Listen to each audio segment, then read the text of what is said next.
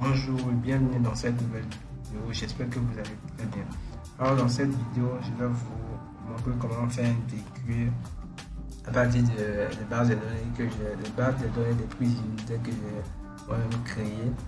Et à la fin de cette vidéo, je vais vous partager cette base de données afin que vous puissiez l'utiliser dans le cas où vous en avez besoin. Je rappelle que cette base de données que je vais vous partager n'est pas fixe, elle peut donc changer en fonction de votre localité. Néanmoins, ça vous permettra d'avoir une idée de la chose et peut-être d'appliquer un coefficient pour être dans la marge des prises unitaires utilisées dans votre pays. Donc voilà, sans plus tarder, nous allons commencer. Donc, j'ouvre ma base de données et puis le cadre de DQE que j'ai prévu pour faire un exemple en quelque sorte. Donc voilà, ici j'ai la feuille PU que j'ai nommée PU pour désigner ma base de données des prises unitaires. Donc nous avons l'installation de chantier qui en forfait, donc c'est là, ça dépend de chacun de nous, de celui qui est évalué. J'ai le terrassement.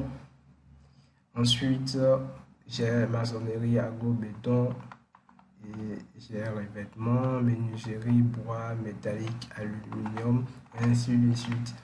J'ai plomberie sanitaire, et ainsi de suite. Donc, voilà. Électricité. Donc, j'ai les prises unitaires de chacun de ces désignations, si on peut dire, de ces matériels ou matériaux qu'on utilise afin d'évaluer le prix, de bâtiment et tout. Donc voilà, je pense que Fouille et Rigole, sa place n'est pas là. Bien, sa place doit être ici, je crois bien.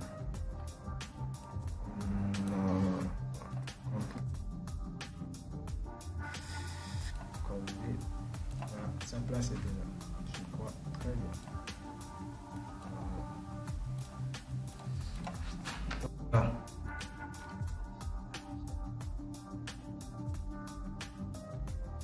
Et ici, j'ai le cadre de DQ que j'ai moi-même personnalisé pour expliquer un peu à peu près comment ça marche et faire un exemple en quelque sorte.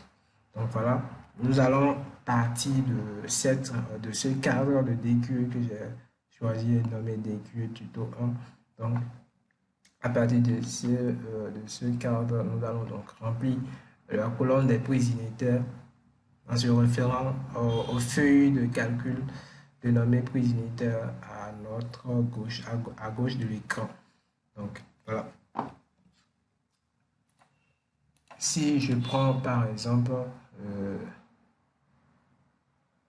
le volet terrassement, nous avons petit 1 qui est fouille en rigole. Donc fouille en rigole, nous avons ça en unité qui est mètre cube, la quantité qui est ici de 147. J'ai pris un exemple, ça dépendra de votre projet à vous.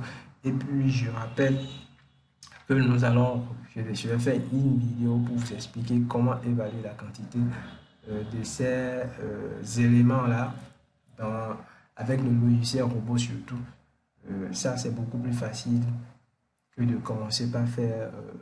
En tout cas, dès que je vais faire la vidéo, je vais vous expliquer comment évaluer ces quantités-là. Donc, pour l'instant, on va se baser uniquement sur les prises unitaires et afin d'évaluer, de sortir notre DQ rapidement. Donc, là, je vais donc renseigner le prix unitaire de fouille en rigole avec ma base de données que j'avais déjà créée. Donc, une fois sur la cellule de prix unitaire qui concerne fouille en rigole, donc j'applique sur égal et je me réfère sur ma base de données ici. Donc, je viens dans terrassement fouille en rigole. Avec ma base de données, je vois que le prix unitaire est de 1000 par mètre cube.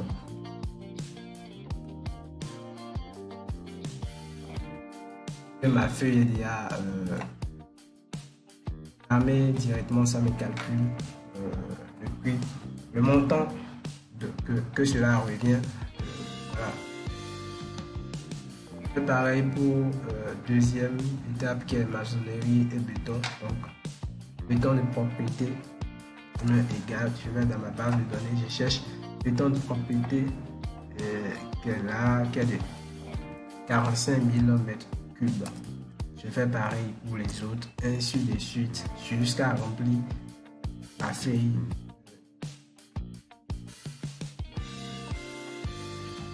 Béton 120 000, ici béton mur, enfin sous-bassement en béton en aglo de 15 pleins, sous-bassement en aglo. Sous-bassement, voilà, aglo de 15 pleins pour sous-bassement. 6500. Remblai. Ah, là, je notifie qu'il y a plusieurs remblais. Ici, remblais provenant des fouilles en terre, d'apport pour locaux, et ainsi de suite. Donc, mais là, je suppose que nous sommes en présence d'un remblai provenant des fouilles. Donc, je vais prendre 1600, 1800, je vais mettre égal, ainsi de suite. On continue la procédure. Béton armé pour forme d'allage. Béton armé pour forme d'allage. Je vais chercher béton armé pour forme d'allage. C'est ça là.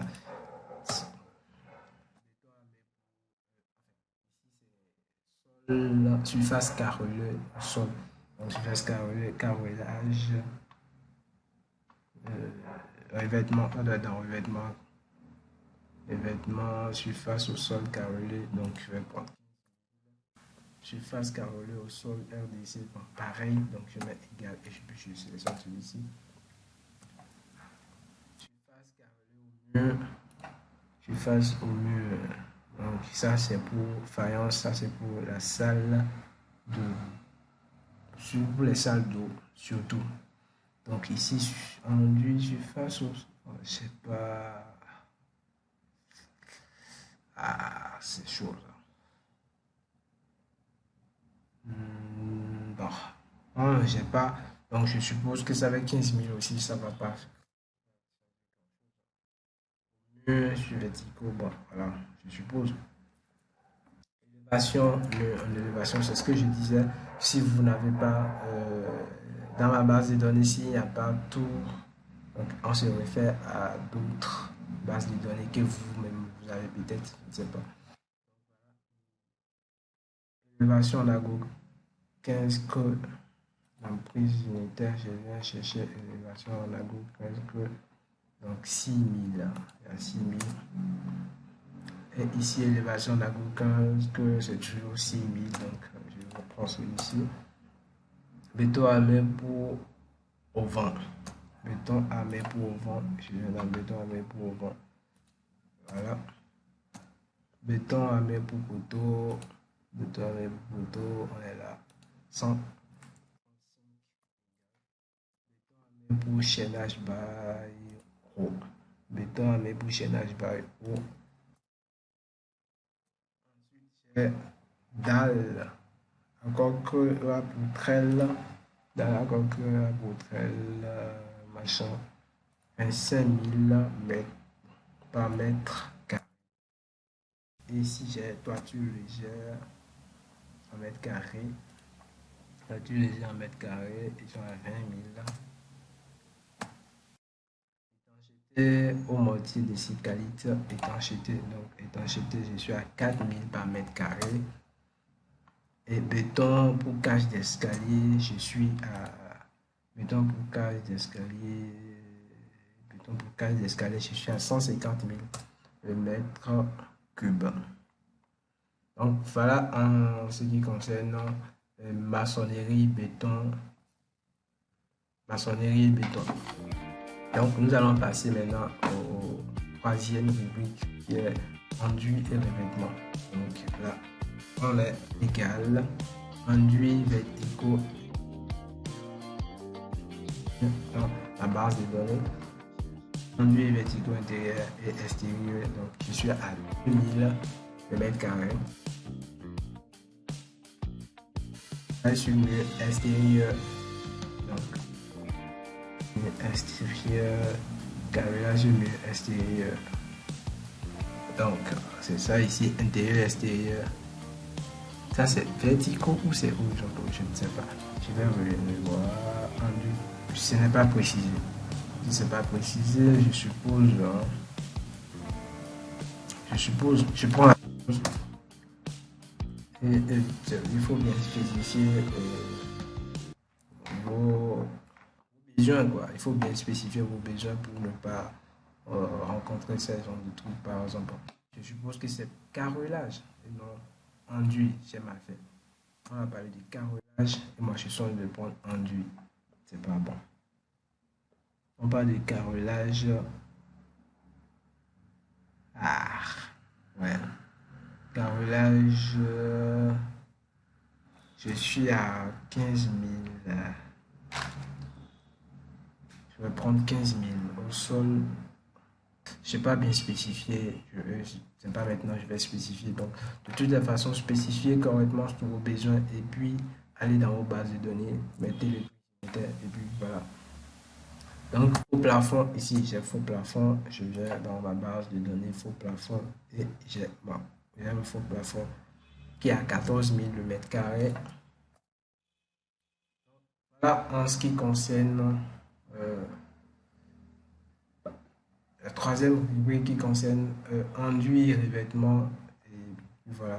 Donc, on a un total de 1 278 390. Donc voilà. On va passer maintenant à menuiserie métallique et tout ce qui va avec. Donc ici, pour enseigner le prix unitaire de porte en bois massif, donc je peux égal et je vais dans ma base de données menuiserie bois métallique. Donc bois massif. Là aussi, je n'ai pas spécifié la dimension de mes portes et tout. Donc bon, voilà, je vais juste, comme c'est un exemple, donc voilà, je vais me permettre de faire ça. Non, sinon, il faut préciser vos dimensions parce que les coûts ne sont pas pareils à les dimensions les dimensions sont proportionnelles au coût en fait. Donc, si les dimensions augmentent, le coût augmente. Voilà. Donc, je suppose que c'est de 0,20 2,80 fois 2, 10. Donc, ensuite, on prend ceci. Et puis, fenêtre sur châssis NACO. Et fenêtre sur châssis NACO. Je vais. Fenêtre sur châssis NACO. Voilà, fenêtre sur châssis NACO. Qui est à 65 000 par mètre carré. Fenêtre en vitrerie sur châssis aluminium.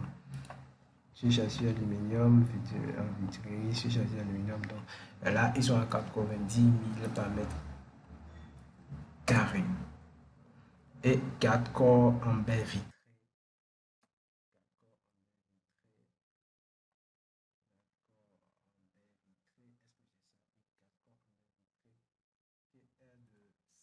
De 120 000 mètres carrés. Voilà, je viens de remplir la colonne des prix unitaires avec la base de données que j'ai créée. Donc voilà un peu comment est-ce que vous pouvez créer un déduit avec cette base de données que j'ai créée, ou peut-être avec vos bases de données. À défaut d'aller commencer par chercher. Donc voilà, je vais vous mettre à votre disposition cette base de données actualiser si possible. Voilà, quand elle est bon.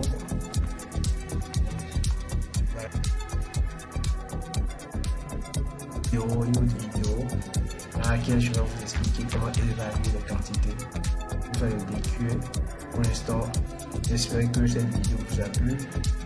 Sinon, n'hésitez pas à